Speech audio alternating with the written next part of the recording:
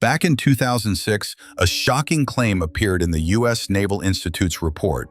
Mauritius might lease its remote islands, North and South Agaléga, to India. But why would India quietly invest in two tiny islands in the middle of the Indian Ocean, far from home? Now, the Agaléga Islands are sovereign Mauritian territory located east of Africa. That's exactly why this rumor made headlines, because international observers knew that territorial lease agreements usually run for nearly a century. And when a country leases land for 100 years, it practically controls it. Fast forward to 2012, Mauritius' own foreign minister confirmed that India had been offered the islands in return for favorable tax concessions. What started as whispers suddenly gained credibility. Soon after, the news broke that India was secretly funding a massive $250 million project in Mauritius. But what exactly was this mysterious $250 million project? Was it just a development plan or something far more secretive? Analysts began whispering about a covert base, and soon, despite India's silence, the clues started lining up until global media began buzzing. Was India quietly creating its own Diego Garcia in the Agaléga Islands? But here's the real puzzle. Why would India pour hundreds of millions into two islands, barely 26 square kilometers in size, roughly the size of South Mumbai, especially when Mauritius itself isn't a major power, and Agaléga is 1,000 kilometers from its mainland? Think about it.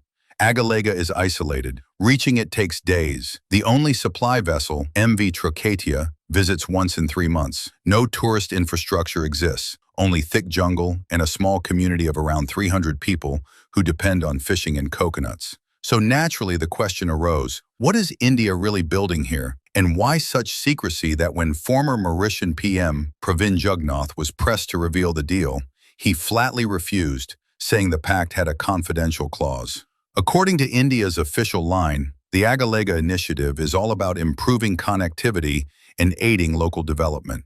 But in 2021, Al Jazeera released satellite images that cast doubt on that claim. What did they reveal? First, construction of worker colonies, medical centers, and semi-permanent housing far beyond the needs of the tiny population. Locals even reported being barred from entering these areas, raising suspicions that these zones were actually restricted military sites. Second, a newly built runway stretching 3 kilometers long. For perspective, Mauritian planes can easily land on runways shorter than 1 kilometer. Why construct one 3 times bigger for an island with only 300 residents? Third, a huge hangar, 180 feet by 200 feet. Mauritius doesn't even maintain an air force. Its only aircraft are small Dornier 228s gifted by India.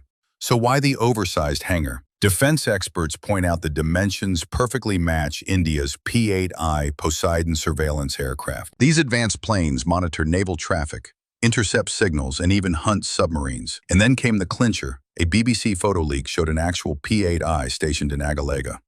All signs pointed to one conclusion. India may indeed be setting up a military installation in Agaléga. But while defense strategists saw opportunity, the local islanders grew fearful. Their worry? That Agaléga could meet the same fate as Diego Garcia. Remember Diego Garcia? Though legally part of Mauritius, Britain carved it away in 1965 and leased it to the U.S. By 1971, the native Chagassians were forcibly exiled, permanently banned from returning. Today, the island exists only as a strategic U.S. base. That painful history fuels the Agalegans' concern. They wonder if India's new project means displacement. However, this story isn't so straightforward, because unlike the US and UK and Diego Garcia, India and Mauritius share unique ties. Every Mauritian government, regardless of party, maintains close friendship with India. Why? For one, Mauritius has always stood by India diplomatically, on Kashmir, at the UN, and on global platforms. Second, India's influence in Mauritius runs deep.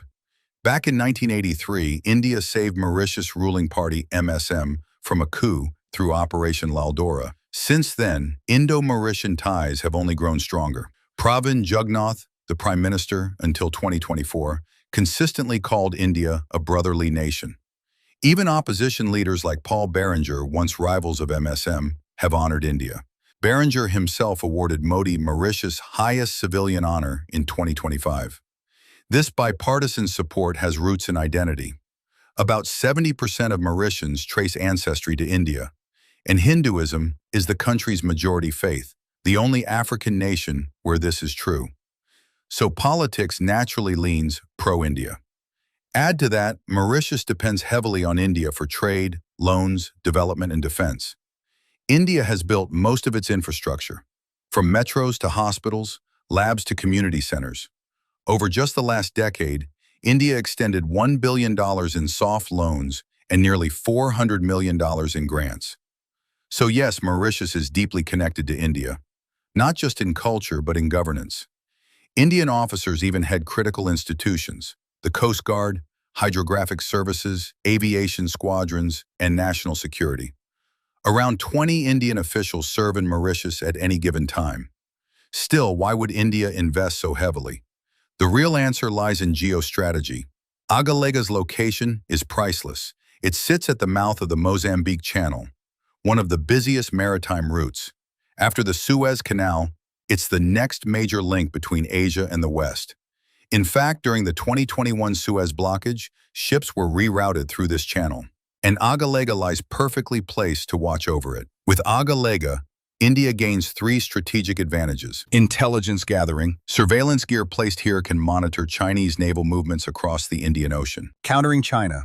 As Beijing expands its string of pearls with ports and submarines, Agaléga lets India secure its own assets, like oil and gas fields in Africa worth billions. Balancing power. With the U.S. entrenched in Diego Garcia and France in Réunion, Agaléga finally gives India its own base in the African sphere, reducing reliance on others. That's why successive Indian governments, from Indira Gandhi to Modi, have nurtured this partnership. Because the Agaléga deal isn't sudden, it's decades in the making. So what's the verdict? Agaléga might look like a jungle island, but strategically, it's India's golden ticket to securing the Indian Ocean.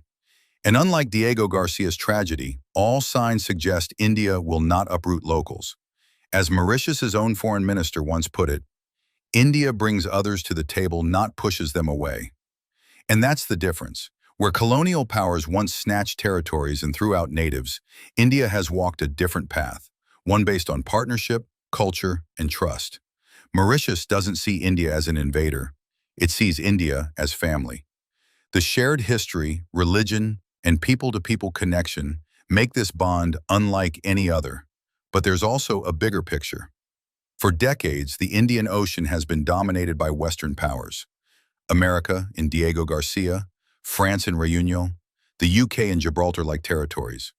China has been creeping in with its string of pearls, surrounding India with ports, debt traps, and submarines. For India, staying passive was never an option.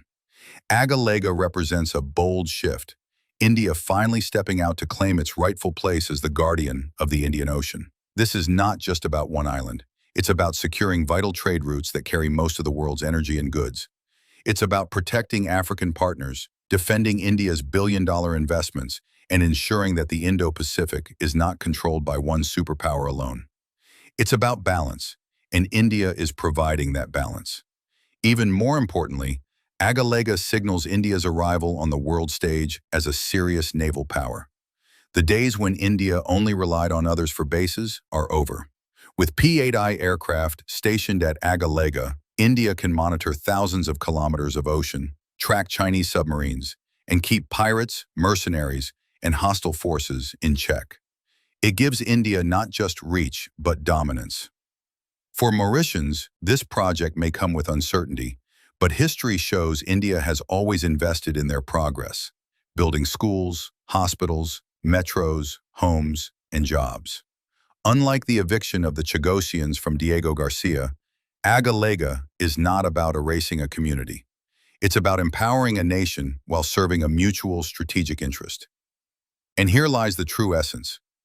Agaléga is not just a military post. It is a statement, a declaration that India, once underestimated, now has the courage and the capability to stand shoulder to shoulder with the world's great powers. A reminder that the Indian Ocean is not just named after India, it will be safeguarded by India. In the end, this isn't just the story of two small islands. It's the story of India rewriting the rules of power in the 21st century. Not through colonization, but through cooperation. Not through conquest, but through confidence. Agaléga is India's way of saying, we are here, we are strong, and we are ready to lead.